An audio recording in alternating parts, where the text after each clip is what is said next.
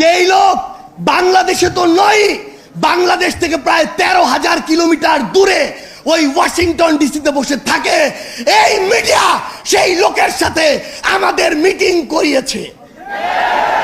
এই মিডিয়া আমাদের সাথে সেই লোকের একসাথে নাস্তা করিয়েছে।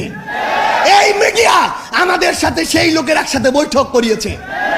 আমরা দেখি 3 বার ব্রেকিং ব্রেকিং ব্রেকিং দিয়ে ওই চ্যানেল 1, এই চ্যানেল 1 থেকে প্রথম এই প্রোপাগান্ডা পুরা বাংলাদেশকে, পুরা পৃথিবীকে গেলানো হয়েছে।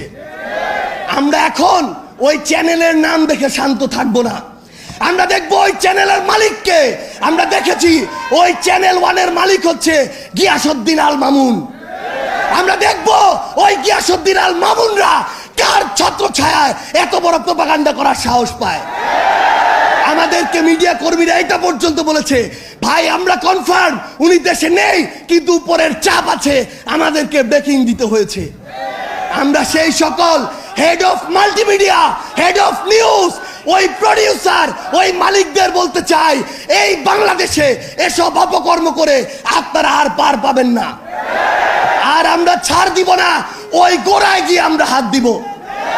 আমরা আরেকটি কথা স্পষ্ট করে বলি, আজকে নাকি সিআইডি কে তদন্তের দায়িত্ব দেওয়া হয়েছে।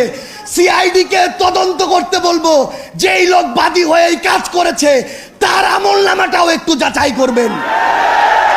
কেঁচো খুঁড়তে যদি সাপ না বের হয় তখন আমাদেরকে দায় দিবেন, এবং সেই সাপ পুরো বাংলাদেশের সামনে আমরা উন্মুক্ত করে ছাড়বো।